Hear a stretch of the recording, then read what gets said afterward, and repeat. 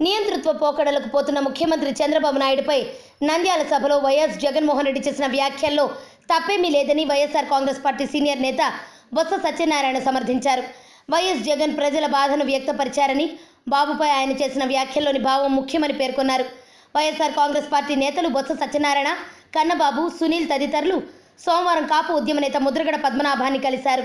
ఈ మేరకు ఆయన తలపెట్టిన పాదయాత్రకు వైఎస్ఆర్సీపీ నేతలు మద్దతు తెలిపారు. ఈ సందర్భంగా బొత్స సత్యనారాయణ మాట్లాడుతూ, రాజమండ్రిలో చంద్రబాబు కాపులను బీసీ జాబితాలో చేర్చుతామని ఎన్నికల సమయంలో హామీ ఇచ్చి వంచారన్నారు. గోదావరి పుష్కరాల సమయంలో చంద్రబాబు గొప్ప కోసం 29 మంది అమాయకుల ప్రాణాలను బలిగొన్నారని మండిపడ్డారు.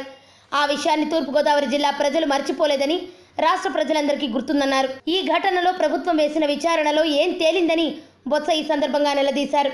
చంద్రబాబు ఇంటింటికి తిరిగి కాపులను బీసీ జాబితాలో చేర్చుతామన్నారన్న విషయాన్ని ఆయన గుర్తు చేశారు. ఎన్నికల్లో ఇచ్చిన హామీని ముద్రగడ అడుగుతున్నారని, చంద్రబాబు చేస్తున్న పని కాపు జాతికి అవమానకరమన్నారు.